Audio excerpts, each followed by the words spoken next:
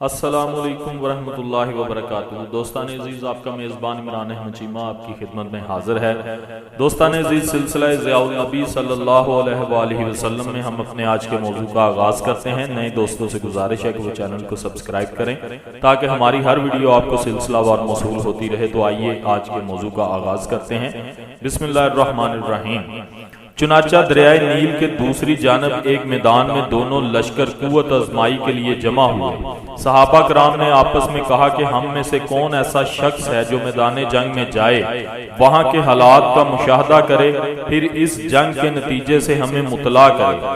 حضرت زبیر جو سب سے کم عمر اور نوجوان تھے، وہ بولے یہ خدمت میں بجا لاؤں گا۔ ایک مشق میں ہوا بھری اور اس کے منہ کو باندھ دیا، پھر وہ اس کے ذریعے دریائے نیل کو تیر کر عبور کرنے میں کامیاب ہوئے اور دوسرے کنارے پر پہنچے جہاں دونوں لشکر برسر پیکار ہونے کی تیاری کر رہے تھے۔ انہوں نے اس مارکے کو اپنی آنکھوں سے دیکھا۔ اللہ تعالیٰ نے مسلمانوں کی التجاؤں کو شرف قبول بخشا۔ اس باغی کو شکست ہوئی، وہ میدان جنگ میں مارا گیا اور نجاشی کو اللہ تعالیٰ نے فتح مبین عطا فرمائی۔ حضرت زبیر پھر دریا کو عبور کرتے ہوئے ہمارے پاس پہنچے اور دور ہی سے اپنی چادر لہرا کر ہمیں یہ خوشخبری سنائی، اے بندگان خدا، مبارک ہو، اللہ تعالیٰ نے نجاشی کو غلبہ عطا فرمایا ہے۔ ہمیں نجاشی کی اس کامیابی سے اتنی خوشی ہوئی کہ ہم اس کو بیان کرنے سے قاصر ہیں۔ ہم وہاں امن سے ٹھہرے رہے۔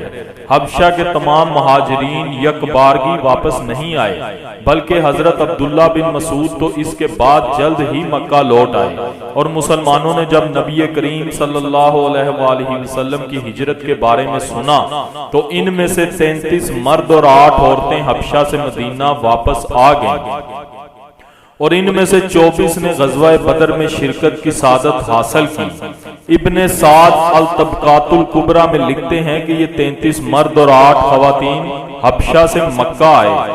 یہاں 2 نے وفات پائی، 7 کو اہل مکہ نے اپنی حراست میں لے لیا۔ بقیہ حضرات مدینہ طیبہ پہنچ گئے اور غزوہ بدر میں شریک ہوئے، اور حبشہ کے مہاجرین کا آخری گروہ حضرت جعفر بن ابی طالب کی معیت میں اس وقت واپس مدینہ طیبہ پہنچا جب خیبر کے سارے قلعے فتح ہو چکے تھے اور ان پر اسلام کا پرچم لہرا رہا تھا۔ حضور صلی اللہ علیہ وآلہ وسلم نے فرمایا، میں نہیں جانتا کہ ان 2 باتوں میں مجھے کس سے زیادہ مسرت حاصل ہوئی ہے، خیبر کی فتح سے یا جعفر کے آنے سے۔ حضرت جعفر جب آئے تو نجاشی کی طرف سے بہت سے تحائف ہمراہ لائے۔ نجاشی نے اپنے بھتیجے ذوالخطر یا ذوالمخر کو حضور کی خدمت میں بھیجا تھا تاکہ اس کی طرف سے حضور کی خدمت بجا لائے۔ اگرچہ مسلمانوں کو نجاشی کے زیر سایہ ہر قسم کا آرام و سکون میسر تھا، وہ آزادی سے اپنی عبادت بجا لاتے، اپنے معبود برحق کے ذکر اور یاد میں مصروف رہتے، کوئی ان کو منع کرنے والا نہ تھا۔ البتہ ایک حادثے سے انہیں دوچار ہونا پڑا۔ ان کے 2 ساتھی عبداللہ بن جہش اور سکران بن عمرو بن شمس نے وہاں عیسائیوں کے مزین و آراستہ گرجے دیکھے، پادریوں کے کروفر کو ملاحظہ کیا، ان کی آنکھیں خیرہ ہو گئیں اور انہوں نے اسلام کو چھوڑ کر نصرانیت کو اختیار کر لیا۔ اس حادثے سے یقیناً ان کے مسلمان ساتھیوں کو قلبی رنج اور دکھ ہوا ہوگا۔ ان دونوں کی بیویاں بھی ان کے ہمراہ تھیں۔ عبداللہ کی اہلیہ حضرت ام حبیبہ تھیں اور سکران کی زوجہ کا نام سودہ بنت زمعہ تھا۔ یہ دونوں پکی مومنہ تھیں، نہ انہیں کلیساؤں کی زینت و آرائش متاثر کر سکی اور نہ ان کے خاوندوں کا ارتداد انہیں اپنے عقیدے سے متزلزل کر سکا۔ وہ بڑی ثابت قدمی سے اسلام پر ڈٹی رہی۔ حضرت سودہ نے تو جب اپنے خاوند کے بدلتے ہوئے تیور دیکھے تو وہ اسے وہیں چھوڑ کر فوراً مکہ واپس آ گئیں، اور حضرت ام حبیبہ نے بھی اپنے خاوند سے اسی وقت قطع تعلق کر لیا۔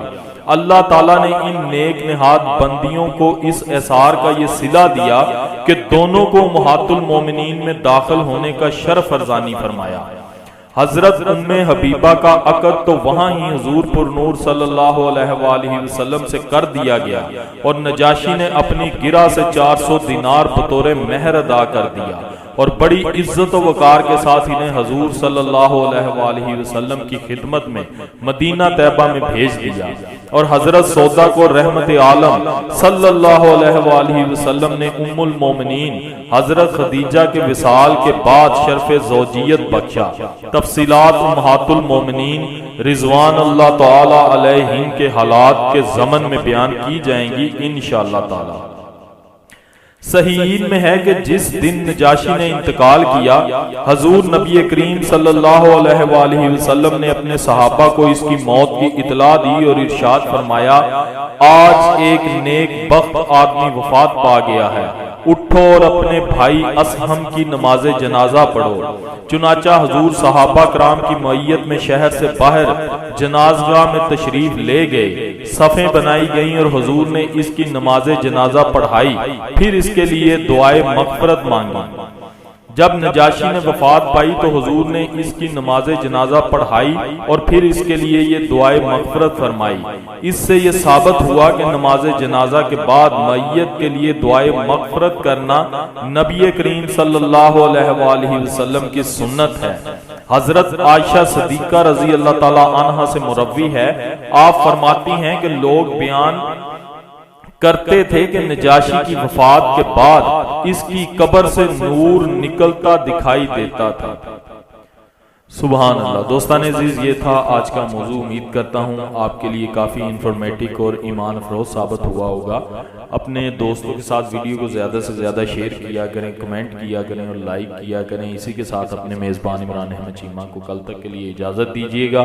اپنا بہت سارا خیال رکھیے گا، دعاؤں میں یاد رکھیے گا۔ اللہ حافظ و ناصر۔